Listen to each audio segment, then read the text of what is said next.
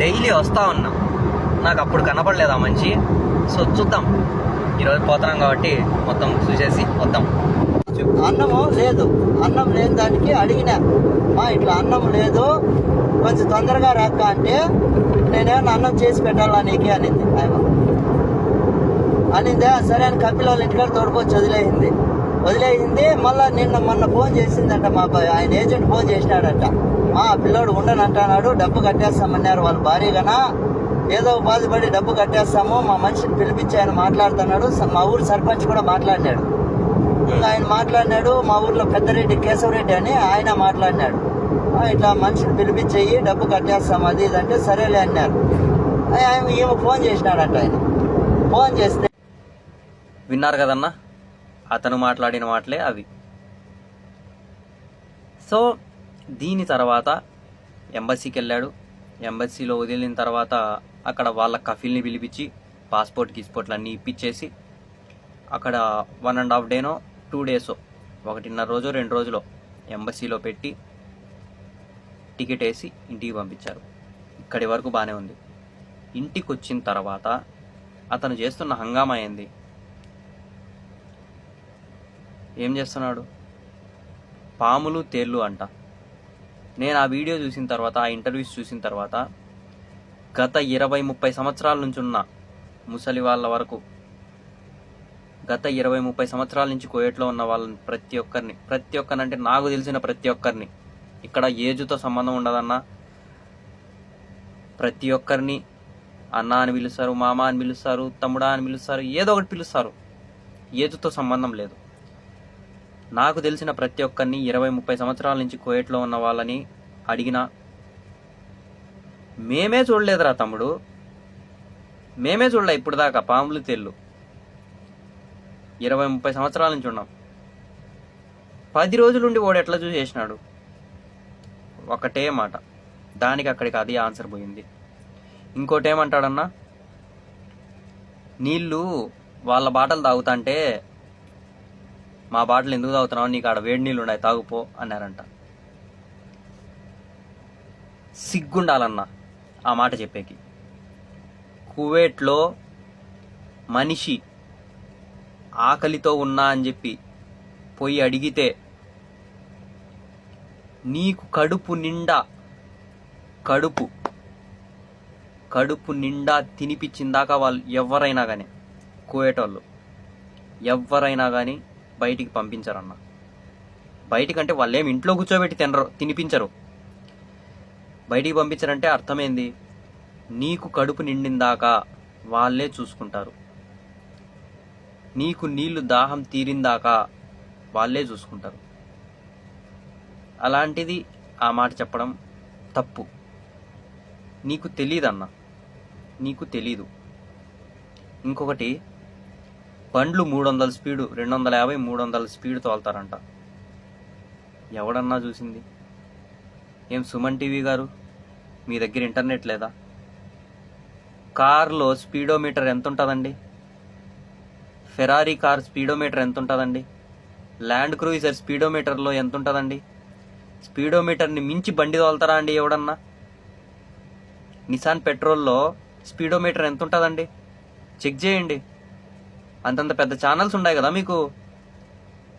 ఎట్లన్నా అతను చెప్పింది మీరు ఎట్లా నమ్మేస్తారు? ప్రజల్లోకి ఎట్లా తీసుకొని వెళ్ళిపోతారు? 170-180 కంటే ఎక్కువ పోడన్నా. ఇప్పుడు ఇక్కడ నువ్వు స్టార్ట్ చేసి నువ్వు 170 కిలోమీటర్ల స్పీడ్తో 1 కిలోమీటర్ పోయినావు అనుకో, కెమెరా ఉంటుంది రెడీగా ఆడ, తాప్పని కెమెరా వేస్తుంది. అర్థమైందా? ప్రతి 5 కిలోమీటర్లకో 10 కిలోమీటర్లకో ఖచ్చితంగా ఒక కెమెరా ఉంటుంది మెయిన్ రోడ్లో. ఇళ్ళ మధ్యలో అట్లా పోలేడు కదా, పోతే మెయిన్ రోడ్లోనే పోవాలా. 170-180 కూడా. సో అక్కడికి అది కూడా, ఆ ఆన్సర్ కూడా అయిపోయింది. ఇంకేముందన్నా, ఇంకేం చెప్పినాడు అతను? మెయిన్ పాయింట్ ఏదన్నా, టీడీపీ ఎన్ఆర్ఐ టీడీపీ వాళ్ళు పిలుచుకొని వచ్చినారు, ఎన్ఆర్ఐ టీడీపీ వాళ్ళు పిలుచుకొని వచ్చినారు అంటున్నావన్నా. నువ్వు ఇంటికి పోయి 2 రోజులు అయింది. నువ్వు పోయిన మరుసటి రోజే వీడియో పెట్టాలంటే పెట్టేయగలను. మనకెందుకులే, ఏదో వదిలేసినాం, అయిపోయింది అక్కడికి అనుకొని ఇన్ని రోజులు గమ్మునున్నా. బట్ నీ వీడియో ప్రతిరోజు చూస్తుంటే నేను తప్పు చేసినా అనిపిస్తుంది. అర్థమవుతుందా? నేను తప్పు చేసినా అనిపిస్తుంది. నిన్ను పిలుచుకొని వచ్చి నేను తప్పు చేసినా అనిపిస్తుంది. టీడీపీ వాళ్ళు వచ్చినారా, నేను వచ్చినానా నీ దగ్గరికి నిన్ను పిలుచుకొని వచ్చేకి? టీడీపీ వాళ్ళు వచ్చినారా, నేను వచ్చినానా? చెప్పన్నా. ఎవరో ఒకరు షేర్ చేస్తాను నీకు ఈ వీడియో, ఖచ్చితంగా అవుతుంది. నేనైనా కూడా షేర్ చేస్తా యూట్యూబ్లో పెట్టి. టీడీపీ వాళ్ళు పిలుచుకొని వచ్చినారా, నేను పిలుచుకొని వచ్చినానా? నేను చెప్పినానా అన్నా నేను టీడీపీ వాడిని నేను పిలుచుకొని వచ్చినా, లేదంటే నేను వైసీపీ వాడిని నేను పిలుచుకొని వచ్చినా, లేదంటే నేను జనసేన వాడిని నేను పిలుచుకొని వచ్చినా అని చెప్పినానా? లేదు కదా. మానవత్వంతో వచ్చిన, మానవత్వంతో ఒక మనిషి నేను ఆత్మహత్య చేసుకుంటాను అంటే వినలేక మనసు కుదుటబడి నేను వచ్చి పిలుచుకొని వచ్చినా నిన్ను. నా పేరు చెప్పని నిన్ను ఎక్కడా అడగలేదే. నువ్వు అడుక్కున్నావు అన్నా నీ పేరు చెప్పు, నీ ఫోటోలు పెట్టు అని. అన్నావా లేదా? అది కూడా రికార్డింగ్ ఉంది, అన్నీ పెడతా రికార్డింగ్, ఇబ్బందే లేదు. ఎందుకంటే నువ్వు కోవిడ్ని ఇంత దారుణంగా దుష్ప్రచారం చేస్తున్నావంటే సినిమాలో డైలాగులన్నీ తెచ్చి ఇక్కడ అతికిస్తున్నావు. కోర్స్ నీకు ఇంటర్వ్యూకి డబ్బులు ఇస్తా ఉండిండొచ్చు, ఆ డబ్బుల కోసం నువ్వు కక్కుర్తిపడి చెప్తా ఉండిండొచ్చు, వాళ్ళకు టీఆర్పీ రావాలని చెప్పి వాళ్ళు డబ్బులు ఇస్తా ఉండిండొచ్చు. బట్ తెలియనప్పుడు తెలియదని ఉండాలా, తెలిస్తే తెలుసు అని చెప్పాలా. ఉన్నది లేనిది అన్నీ కలిపి చెప్పేయకూడదన్న. అది గుర్తుపెట్టుకో. చాలా సీరియస్ అన్న.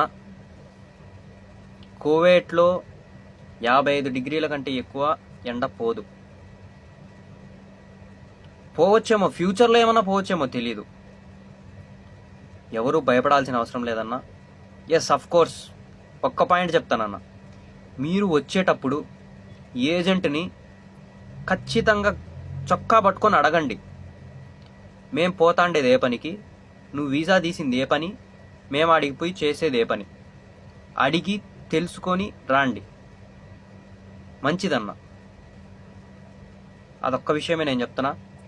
సో ఈ వీడియో ద్వారా నేను అడగడం ఏంటంటే, సుమన్ టీవీ కానీ, హిట్ టీవీ కానీ, ఏపీ టీవీ న్యూస్ కానీ అతన్ని ఎవరెవరు ఇంటర్వ్యూ చేసినారో ఆ ప్రతి ఛానల్ని అడుగుతున్నా, ఈ వీడియో దమ్ముందా మీరు ఈ వీడియో చూసి నాకు ఫోన్ చేసో లేదంటే నన్ను కాంటాక్ట్ అయ్యో నా దగ్గర ఒక ఇంటర్వ్యూ తీసుకునే దమ్ము మీకుందా? ఖచ్చితంగా అన్న, ఆ దమ్ము మీకుందా? ఉంటే ఖచ్చితంగా కాంటాక్ట్ అవ్వండి. నా మెయిల్ ఐడినో లేదంటే నా నెంబరో ఎలాగైనా తెలుస్తుంది మీకు. ఆ శివాని పట్టుకున్నా కూడా తెలుస్తుంది నా నెంబరు. దమ్ముంటే నెంబర్ తీసుకొని కాంటాక్ట్ అవ్వండి. ఉన్న నిజాలు, ఉన్న ప్రూఫ్స్, వీడియోలు, ఆడియోలు, అతను పెట్టిన మెసేజ్లతో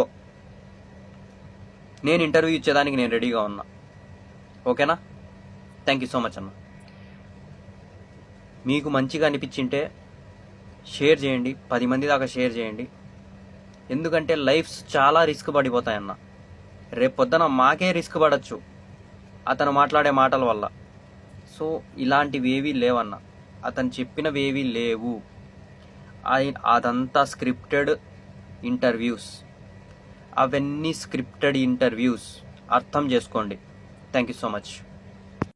నమస్తే అన్న, బాగున్నావన్నా? అన్నా బాగున్నా అన్న. అక్కడ సెల్ లేదన్న, అక్కడికి వెళ్ళంగానే వాళ్ళు సెల్ తీసుకుని వేస్తున్నారు, అందుకు సెల్ లేదు. నిన్న ఒక 10 నిమిషాలు ఇచ్చారు, ఛార్జింగ్ లేదు దీంట్లో. అట్లనేసి ఫోన్ చేయలేదన్న. ఇప్పుడు ఇచ్చారు ఫోన్ ఎయిర్పోర్ట్ లో. ఇప్పుడు దిగాను, నేను ఎయిర్పోర్ట్ లోకి వచ్చాను. కువైట్ ఎయిర్పోర్ట్ లో ఉండవా? అవునన్నా. ఓకే అన్న, జాగ్రత్త. సరే అన్న, మీరు బాగున్నారన్నా? నేను బాగుండాలి అన్న. ఎవరికి పడితే వాళ్ళకి ఫోటోలు ఇచ్చేయద్దన్న. బయట ఏం జరుగుతుందో నీకు తెలీదా? నేను ఎవరికి ఇచ్చిన ఆయన ఆఫీస్ లోనే అన్న, వాళ్ళ ఆఫీస్ లోనే తీసుకున్నారన్న. అది ఇండియన్ ఏజెన్సీ ఆఫీస్ ఉండలేదా, వాళ్ళు అక్కడే తీసుకున్నారన్న, బయట వాళ్ళే పెడతారన్న, నాకు తెలియదన్నా. బయట ఎట్ట జరుగుతుందంటే వాళ్ళు వచ్చి చేసినట్టు జరుగుతుంది. సరేలే ఎట్టయితే ఏం కానీ నువ్వు సక్రంగా ఇంటికి నేను పోతా రేపు న్యూస్ లో చెప్తానులే అన్న. మీ పేరు నాకు చెప్పండి అన్నా. నాకు చెప్పాల్సిన అవసరం లేదన్నా, నువ్వు అట్లా గుర్తుపెట్టుకుంటా కాదన్నా. నువ్వు మర్చిపోయినా నేను మర్చిపోకూడదన్నా. ఇలాంటి వాళ్ళు సాయం చేసిన వాళ్ళకి మర్చిపోకూడదు. దేవుడు నన్ను మంచి చేయడు మళ్ళా. నువ్వు మర్చిపోయినా నేను మర్చిపోకూడదన్నా. ఇప్పుడు ఇక్కడ కూడా కుయ్యట్లో ఎయిర్పోర్ట్ లో కనీసం అంటే ఒక 10 మంది వచ్చి అడిగారు, ఎలాగొచ్చావన్నా అక్కడి నుంచి అని. మనలాగే అన్న కోడూరు రాజంపేట సైడ్ అంటే వాళ్ళది. ఆ అన్న వచ్చి దేవుడిలాగా వచ్చి నన్ను తీసుకొచ్చాడు అన్న అని చెప్పాను. ఎందుకు నువ్వు మర్చిపోయినావేమో, కానీ నేను మర్చిపోకూడదన్నా. ఇలాంటి సాయాలు చేసినప్పుడు మర్చిపోకూడదన్నా. సరే సరే అన్న, బాగుండవు కదా? బాగున్నానన్న. అన్న నిన్న అన్న ఫోన్ చేశాను నైట్. ఫోన్ పే ఉందా నీకు అది ఇదని. నాకు ఇంటికి వెళ్ళడానికి కూడా ఛార్జీ డబ్బులు లేవన్నా. నాకు అది లేదన్నా, ఫోన్ పే లేదు. ఉన్నది అది ఉన్నది అంతే. నాకు అది ఫోన్ పే డబ్బులు లేవు. నాకు ఫోన్ పే లేదు. ఒకవేళ ఇంటికి ఏంటి అన్న, ఇంటికాడ ఇబ్బందులు పడుతున్నారు, అక్కడికి ఏంటి. అక్కడి నుంచి నేను బెంగళూరు దిగిన తర్వాత ఎవరికో ఒకరికి నెంబర్ చేసుకుంటామని చెప్తే అన్న ఏం మాట్లాడలేదు. నిన్న ఫోన్ చేశారు అక్కడికి, వేరే ఆయనకి సెల్లుకి ఫోన్ చేసి, మేము మా రూముల దగ్గర ఉంటారు కదా ఒకసారి, ఆయన ఫోన్ చేశారు. సర్లే అన్న, చూసాంలే కానీ ఇంటికి జాగ్రత్తగా పో, జాగ్రత్తగా ఉండు, చూసుకున్నా. సరే అన్న. ఓకే అన్న, మరి ఓకే ఓకే జాగ్రత్త అన్న. నువ్వు నాకు ఒక 2 ఫోటోలు పెట్టన్నా మీవన్నా. దేనికన్నా? నువ్వు పెట్టన్నా, మీడియా వాళ్ళతో నేనే చూపిస్తాను, పలానా మనిషి నాకు సాయం చేశాడని చెప్తాను. సరేలే అన్న, దాన్ని పెట్టు. ఓకేలే అన్న. నేను ఎయిర్పోర్ట్ లో ఉండాలి, నువ్వేం టెన్షన్ పడద్దు. నేను ఆఫీస్కి వెళ్ళాను, ఎయిర్పోర్ట్ కి వచ్చాను. నువ్వు ఆఫీస్ కాడున్నా నాకేం టెన్షన్ నా, నేను చేయాల్సిన పని నేను చేసిన. నీకేదో సాయం చేసావన్నా, నాకు నేను మర్చిపోనన్నా. సరే నువ్వు అన్నా అనదులే అన్న, స్వామి నా అంత కూతురు ఉంది నీకు. సరేలే అన్న, చల్లంగా ఉండే అన్న నీ బిడ్డలు, నువ్వు చల్లంగా నిండు 100 ఏళ్ళు బతుకన్నా అన్న. చాలు. ఓకే ఓకేలే అన్న, థ్యాంక్స్. కానీ నువ్వు ప్రశాంతంగా